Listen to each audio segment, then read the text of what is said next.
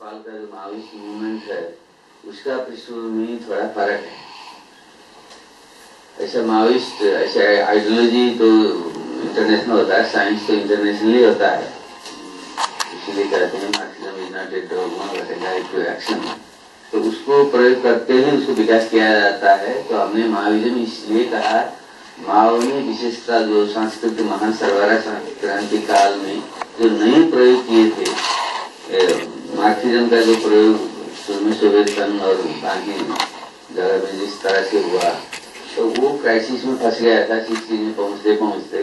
तो उसको वहां से आगे बढ़ाने के लिए उसका मार्क्सिज्म का रेवोल्यूशनरी एसेंस लेके जो स्टेट जो बना था सोवियत यूनियन का बिल्कुल ब्यूरोक्रेटिक स्टेट में जो फंस गया था, तो चाइना भी 19 ईस्वी रास्ते पे जाने का जो खतरा पैदा हो रहा था, माओ ने उसे बाहर निकलने का मार्क्सिज्म का जो रेवोल्यूशनरी जो एसेंस है, स्ट्रगल जो एसेंस उसका मेन है, तो उसको पकड़ के आगे बढ़ने का जो रास्ता देखा है कोशिश की थी। इसलिए हमने माओ का जो लेटेस्ट डेवलपमेंट था मार्क्सिज्म में, उसको ये प्रस्थान बिंदु बना के आगे बढ़ना अच्छा ठीक रहेगा, इसे सोचा हमने। इसीलिए हमने अपने पार्टी के नाम हमने माओइस्ट रखे। तो इसका कोई हिस्टोरिकली जो इंडिया के माओइस्ट मूवमेंट है, दूसरे जगह के माओइस्ट मूवमेंट है, उससे थोड़ा फर्क वो स्ट्रीम था नेपाल में जो अभी यूएमएल के नाम से पहचाना जाता है, वो थोड़ा बिल्कुल राइटिस्ट होकर चला गया। तो हमारे पहले जो माओइस्ट पार्टी जो बना, ये तो कमल प्रचंड के नेतृत्व में है, मैं भी उसका लीडरशिप पंक्ति में ही हूँ, तो हमारा इससे थोड़ा फर्क था, वर्मा जी अच्छी तरह जानते हैं। तो हमने तो बाद में 1990 का जो पॉलिटिकल चेंज हुआ, उसके बाद ही हमने जो उसमें जो करीब अर्ली 40s में जो थे, हमने प्रचंड हमने शुरू किए थे। तो माओ का देहांत के बाद अंतर्राष्ट्रीय कम्युनिस्ट आंदोलन जो उसमें जो मंदी आ रहा था, पहले आगे नहीं बढ़ पा रहा था, जो 60s में यहाँ के नक्सलवाड़ी में जो मूवमेंट हुआ था, इसी हिसाब से बाकी टर्की पे फिलीपींस वगैरह जो हो रहा था, वो भी डिक्लाइन हो रहा था, वो भी आगे नहीं जा पा रहा था। सिर्फ पेरू का जो आगे बढ़ा था, तो पेरू का आंदोलन में वो भी क्राइसिस में पड़ा था। तो इसलिए उस समय हमने सोचा माओ का प्रस्थान बिंदु मान के उसमें डेवलप करके अपने नेपाल का जो कंडीशन है उसमें आधारित होकर हम इसको विकास करें, प्रयोग करते ही विकास करें। क्योंकि मार्क्सिज्म का विकास तो प्रयोग से ही होता है, ये science to change the world है, मार्क्स ने जैसे कहा था, philosophers have interpreted the world in various ways. The point of it is to change it. तो चेंज करते ही विचार को विकास किया जाता है। इसलिए हमने 1990 के बाद जब सोवियत यूनियन का कोलैप्स हो चुका था और एंड ऑफ हिस्ट्री टाइप के न्यू लिबरल ऑफेंसिव आगे आ रहा था, उस समय मार्क्सिज्म भी ऐसा टूल है जिसका लेटेस्ट डेवलपमेंट माओ ने जो किया था, उसको पकड़ के ही दुनिया को बदल सकते, बदलना चाहिए। क्योंकि कैपिटलिज्म का जो सिस्टम है, जो उसका सेंट्रलाइजेशन का कंसंट्रेशन का जो मैकेनिज्म है, वो इनइक्वालिटी लाता है। तो वो युद्ध ही वो लाएगा, वार ही वो लाएगा, तो कंट्रडिक्शन तो बढ़ता रहेगा। इसलिए जब तक इंटरनेशनल मोनोपोली कैपिटलिज्म रहेगा तब तक दुनिया में शांति भी नहीं होगी। तो इसीलिए हमने 1990 के बाद जो इंटरनेशनल कम्युनिस्ट मूवमेंट बिल्कुल क्राइसिस में था, उस समय हमारा मूवमेंट शुरू किया। इसलिए हमारा party unified communist party of Nepal Maoist जो हम कहते हैं, उसका शुरुआत 1990 के बाद ही हमने किए थे। तो इसलिए हमने उसके बाद 1996 में जो हमने पीपुल्स वॉर शुरू किया, 2006 10 साल में हमने काफी वहाँ प्रगति किया।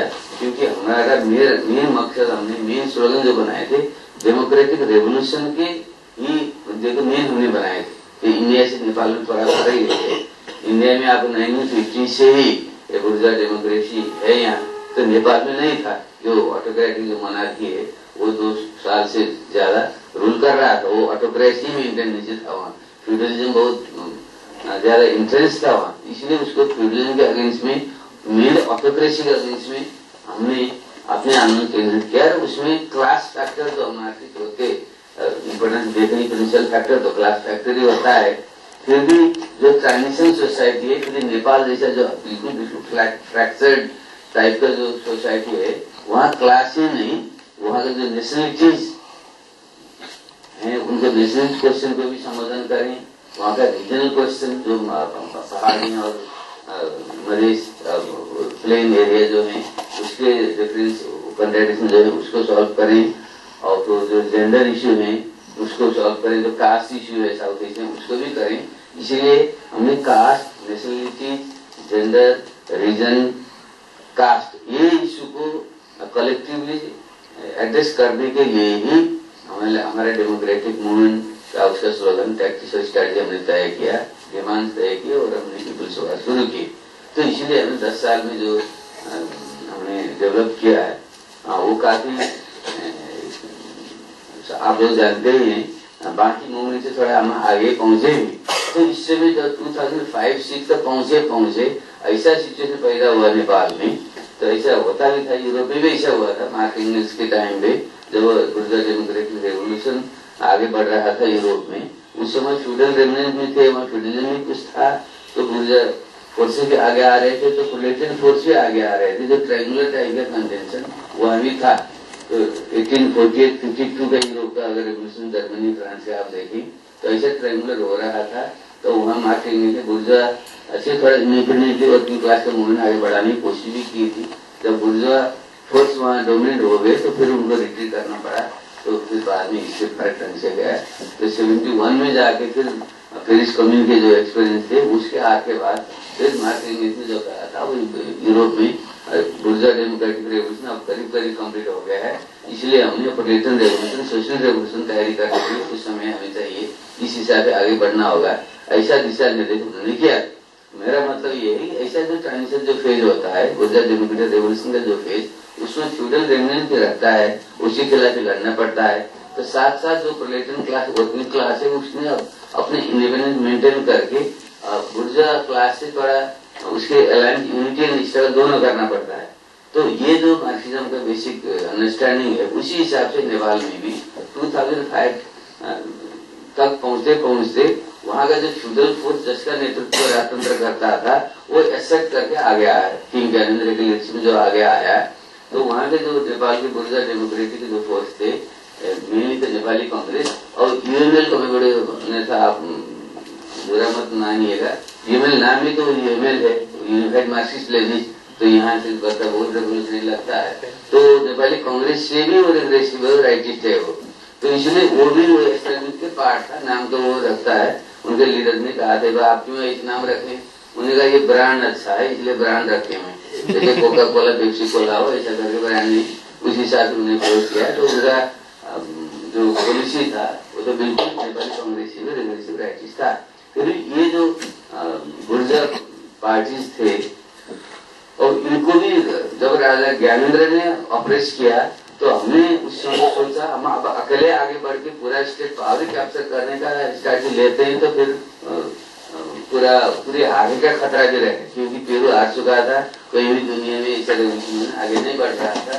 तो नेपाल जो जियो स्ट्रैटेजिक पोजिशन है इंडिया और चाइना के जो बीच में है, और यहाँ का थोड़ा रिलेशन गड़बड़ हो गया तो फिर इंडिया का रूलिंग क्लास भी वहाँ इंटरेस्ट लेगा, फिर चाइना का भी लेगा, फिर अमेरिका तो है वो तो विश्व का ही अपने आप ज्यादा समझता है वो भी आएगा, तो फिर नुकसान ज्यादा हो सकता है। हम ऐसा सोच के हमने सोचा ये जो बुर्जुआ फोर्सेस है उनसे थोड़ा कुछ समय अलायंस करके मोनार्की और फ्यूडलिज्म को पहले खत्म किया जाए, ताकि फिर उसके बाद एक कॉन्स्टिट्यूशन असेंबली के स्लोगन के तहत एक प्रोग्रेसिव कॉन्स्टिट्यूशन बनाया जाए। प्रोग्रेसिव के साथ में बेसिकली बुर्जुआ डेमोक्रेसी फ्रेमवर्क के अंतर्गत ही वो रहेगा, फिर भी वो पार्लियामेंट्री डेमोक्रेसी, वो वेस्टमिनिस्टर डेमोक्रेसी वो नहीं होगा, उससे थोड़ा जो आगे बढ़े हुए टाइप का डेमोक्रेसी होगा, जो हम ट्रेडिशनल जो महाविश्व जो न्यू डेमोक्रेसी हम बोलते थे, जो हमारे पहले प्रोग्राम होता था, और न्यू डेमोक्रेसी भी वो नहीं होगा उस समय तक। उस तक पहुंचने के लिए तो थोड़ा लीडरशिप भी वर्किंग क्लास के हाथ में हो, तो काफी पावर इक्वेशन फर्क होना चाहिए, तो न्यू डेमोक्रेसी भी नहीं होगा। तो इनका ये जो पार्लियामेंट्री वेस्टमिनिस्टर स्टाइल डेमोक्रेसी वो भी नहीं होगा, तो इसे बीच का एक डेमोक्रेसी का मॉडल ढूंढे, जिसको हमने कहा inclusive democracy, inclusive proportional participatory.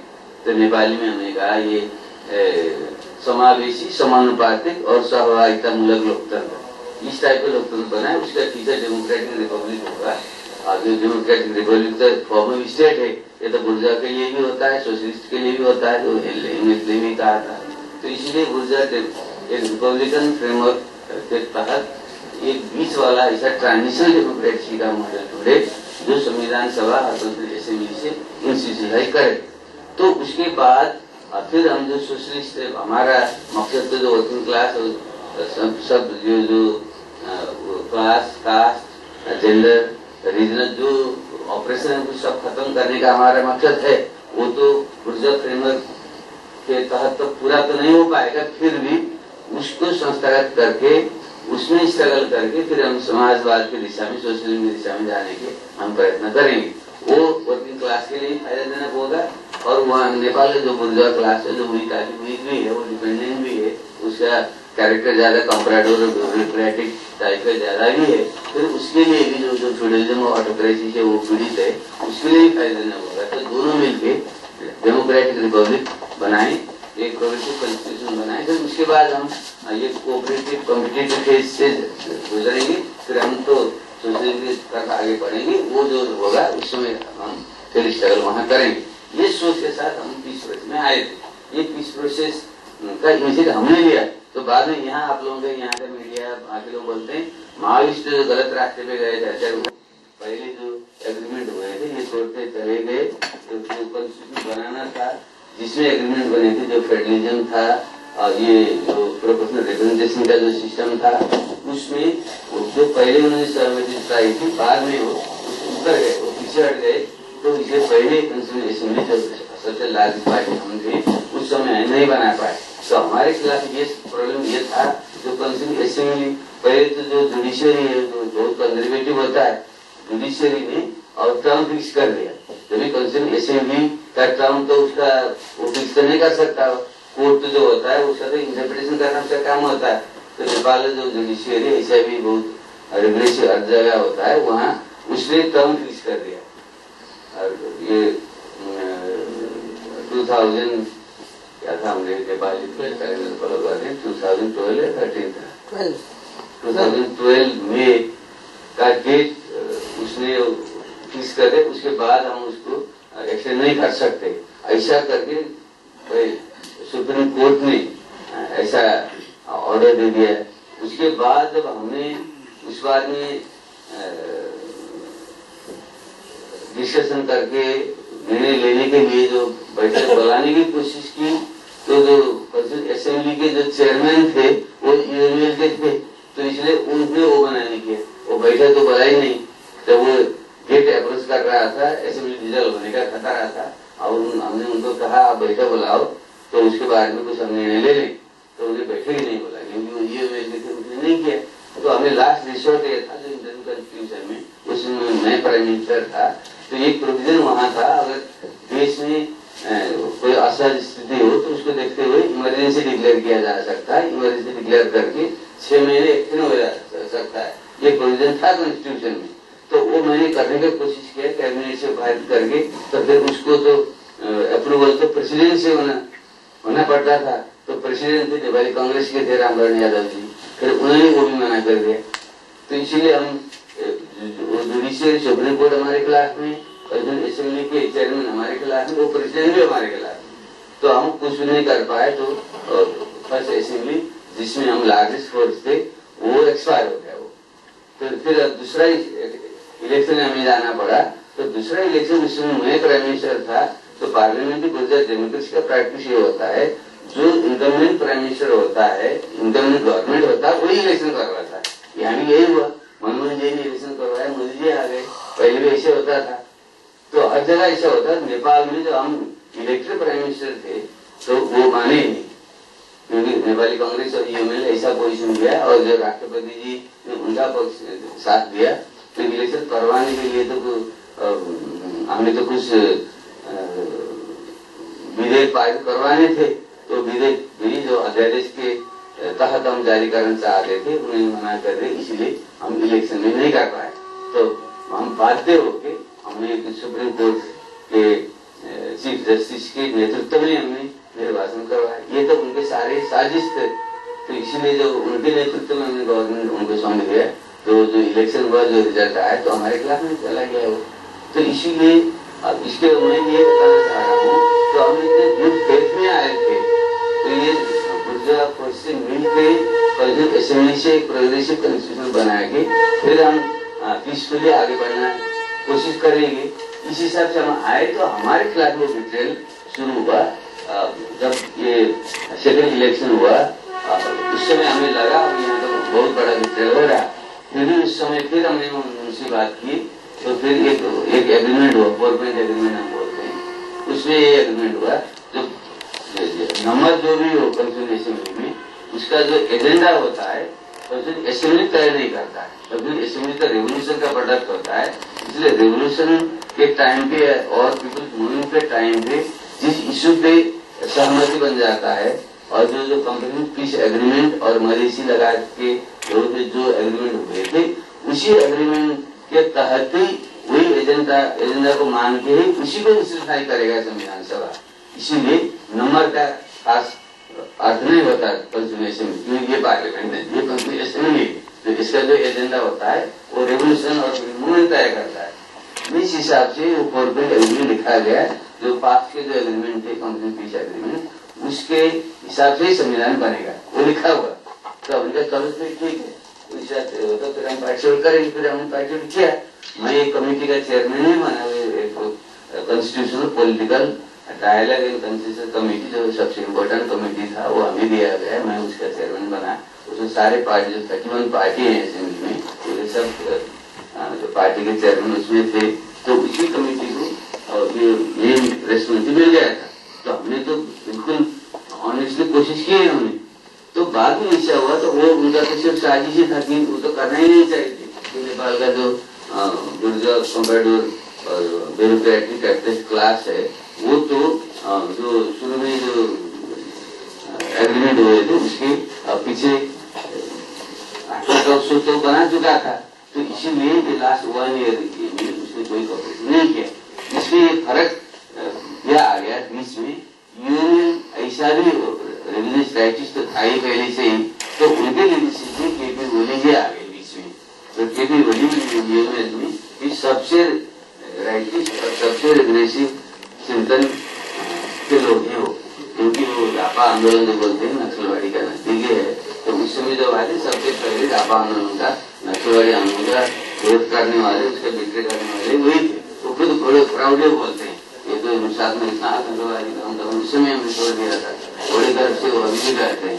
तो वो उनके जब आ गए, तो कांग्रेस से ही कदम आगे जाके वो हमारे खिलाफ में खड़े हो गए। तो सारे प्रोग्रेसिव जो एजेंडे थे, जो पहले एग्री हुए थे, उसे नेपाली कांग्रेस का और उनका जो एलाइन बन गया 9 में उन्होंने किया।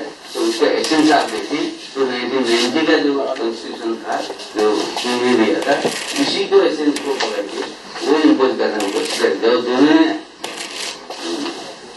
एकता कर लिया, तो फिर उनका तो जो पे बन जाता वहाँ, तो जो पे के नंबर से और वो जबरदस्त उसको जारी करने का उनकी कोशिश जब उन्होंने शुरू किया अक्टूबर में, उसके बाद करीब जो उनसे जो समझौता हुआ था वो टूट गया। तो इसीलिए उसके बाद हमने फिर भी कोशिश की, प्रगति की। तो लास्ट जनवरी 22 का जो डेट इनफॉर्मली जो कमिट किया गया था, वो पूरा करेंगे, तो उस समय तो नहीं हो पाए, क्योंकि वो तो वही इम्पोज करना चाहते, 1990 का कॉन्स्टिट्यूशन ही इम्पोज करना चाहते थे, वो मेजोरिटेरियन तरीके से। वो हमारे लिए मान्य नहीं था कि वो करते, तो फिर इतना पीपल वॉर का और मरीज मूवमेंट का क्या मतलब हुआ? जो फेडरल की इश्यू, इंक्लूसिव डेमोक्रेसी की इश्यू, एजुकेशन की इश्यू, सेकुलरिज्म की इश्यू, और ये एड्रेस नहीं होना है, तो वही पुराने के वही पुराने वेस्टमिंस्टर पार्लियामेंट्री सिस्टम उसी को लाना है। तो फिर इतना ज्यादा चलता, इतना होंगे क्या आता रहा, इसलिए हमने इनका अपोज किया। तो उन्हीं से फ्री होने जबरदस्त उन्होंने, जो क्योंकि वो असेंबली का चेयरमैन यूएमएलए थे, तो उन्होंने वो मेजोरिटी को आगे बढ़ाया। तो ये इसके बाद करीब समाज टूट गया उनसे।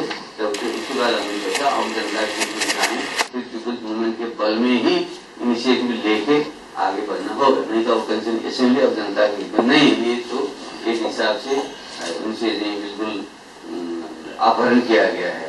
तो ये जो पहले जो समझौता बने थे ये प्रैक्टिकली और ये भंग हो गया, इसलिए अब हम जनता के बीच में जाना होगा उनके बारे में। फिर अगर वो चाहते हैं जो शुरू के जो पीस एग्रीमेंट और मलेशिया से जो एग्रीमेंट हुए थे और वो मानते हैं तो ठीक है, हम अभी भी तैयार हैं, हम कंसेंसस से बनाएंगे। अगर वो नहीं मानते उन्हें लैटरली इम्पोज करके पुराना ही सिस्टम इम्पोज करेंगे, वो कंसेशन आता है। ये तो दूसरे लोग हैं, इतने लोगों ने सैक्रिफाइस किया, more than 15,000 people their life in our people's war. मरीज मूवमेंट में 50 से ज्यादा लोग मरे थे, तो फिर उसको डिक्लेयर हम तो नहीं कर सकते। इसीलिए हम चाहते हैं अभी भी कंसेंसस से जो पहले जो एग्रीमेंट हुए हैं उसको मान के एक कॉम्प्रोमाइज का कॉन्स्टिट्यूशन बनाए, हमारा फर्स्ट वही रहेगा। और ये नहीं मानते हैं और इमीडिएटली आगे बढ़ेंगे तो हमारे लिए तो फिर स्ट्रगल करना, पीपल के पास जाना, तो फिर आध्यात्मिक अवस्था रहेगा। तो इसलिए इस समय हम वही कर रहे हैं। तो लास्ट वीक आपको शायद पता हुआ काठमांडू में काफी बड़ा एक मास मीटिंग किया, उसके बाद ही महीना आया हूँ। शायद अगर उसका कोई परिस्थिति पड़े फिर नेगोशिएशन शुरू हो और कंसेंसस के रास्ता आगे बढ़े तो अच्छा है। अगर ये नहीं बनता है, अभी ऐसे लग रहा है ये मुश्किल है, क्योंकि अभी जो केपी ओली और सुशील कोइराला जी का जो गठबंधन, जो नेपाली कांग्रेस और में दोनों बहुत die hard regressive practice mindset के जो लोग हैं और उनको लग रहा है माओवादी मरीजी और ये कमजोर हो गए हैं और दुनिया में कहीं भी रेवोल्यूशनरी अवसर कहीं भी नहीं है, इसीलिए वो इसमें गुजर जा सकता है, ऐसा उनका मानना है। शायद ये इतना जल्दी हमारा पीपल्स का आवाज वो नहीं सुनेंगे, तो जबरदस्ती आगे बढ़ने का शायद कोशिश कर सकते हैं। अगर वो करेंगे तो हमें रिसीव करना होगा, तो फिर एक बार और वहाँ कॉन्फ्लिक्ट शुरू होने का खतरा है। इसलिए जब मैं यहाँ आया, मैं यहीं से आया था मुंबई में, हमारे नेपाली ऑर्गेनाइजेशन है, एक ऑर्गेनाइजेशन जो मैं भी उसका एक फाउंडर हूँ, तो इसीलिए उसको एड्रेस करने के लिए मैं आया था। फिर जब दिल्ली आया हूँ तो आप लोगों से भी मिलूँ, तो यहाँ के जो बाकी गवर्नमेंट के भी लोग हैं उनसे भी हम बात करें, क्योंकि यहाँ का जो पीस प्रोसेस, पॉलिटिकल प्रोसेस तो अपने अपने देश के होते हैं, इंडिपेंडेंट सोवरेन कंट्री अपने आप को तय करना होता है। फिर जो पीस का जो बात है, पीस एंड वॉर के जो बात होते हैं, वो तो सिक्योरिटी का और लेबर का भी सरकार का विषय तो बन जाता है। इसीलिए हमने उनको भी, हम यहाँ के गवर्नमेंट के लोगों से भी हम मिले, राष्ट्रपति जी से तो पर्सनली हम मिले, वो जानते हैं नेपाल के बारे में, प्रधानमंत्री जी, फिर यहाँ के फॉरेन मिनिस्टर से मिले, बाकी जो लोग पॉलिटिकल पार्टी के लोग हैं उनसे सबके मिले, इलेक्शन से भी इंटरेक्ट करेंगे। आपसे हम इसी हिसाब से हम कर रहे हैं। हमारा आपसे और यही निवेदन है, तो नेपाल में जो हम नए तरीके से इस चीज को आगे बढ़ाना चाहते थे, ये डेमोक्रेसी को और ज्यादा डीपन करके जो ट्रेडिशनल जो पार्लियामेंट्री डेमोक्रेसी है और उससे डीपन हो, वाइडर हो, ऐसा डेमोक्रेसी, इंक्लूसिव डेमोक्रेसी हो जिसमें ये क्लास क्वेश्चन और किसान मजदूर के क्वेश्चन, महिला दलितों के क्वेश्चन और ऑपरेशन नेशनलिटी के क्वेश्चन वो समाधान हो, तो एक उन्नत एक डेमोक्रेटिक मॉडल आ गया है। और वो हो तो ठीक है, हम उसके लिए अभी भी कमिट हैं। अगर वो नहीं होता है और पुराने सिस्टम में वो जाना चाहते हैं, वो इम्पोज करते हैं, जैसा वहाँ केपी ओली के नेतृत्व में जो कोशिश हो रहा है, तो मोनार्की माइनस पुराना जो एस्टैब्लिशमेंट है उसको रिवाइव करने का कोशिश हो रहा है। और ऐसा होता है तो हम तो नहीं मान सकते क्योंकि वो प्रॉब्लम सॉल्व करेगा भी नहीं। हम भी इतने सेक्रीफाइस के बाद हमारी मूवमेंट से हम बिट्रे भी नहीं कर सकते, इसीलिए ही जनमत बनाने के लिए हम कोशिश कर रहे हैं। तो आपने यहाँ जो मित्र हैं, कॉमरेड हैं, आप भी यहाँ का मूवमेंट, और ऐसा तो जो वर्कर्स मूवमेंट होता है इंटरनेशनल हिस्ट्री होता है कैपिटल का, जैसा इंटरनेशनल रूट होता है कैपिटल के खिलाफ में वर्किंग क्लास का मूवमेंट भी इंटरनेशनल मूवमेंट होता है। इसलिए नेपाल के मूवमेंट में भी यहाँ के मित्रों को जरूर बताना चाहेंगे, आपका सहयोग में चाहेंगे।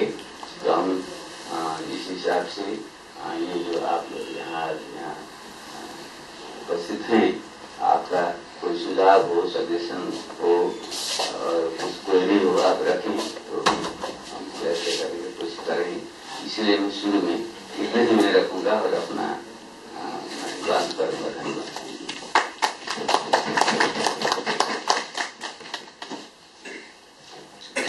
धन्यवाद बाबूराम जी। अब ओपन फोरम है, जिनके जो सवाल हों वो सवाल करें। सवाल करने से पहले अपना परिचय जरूर दे दें।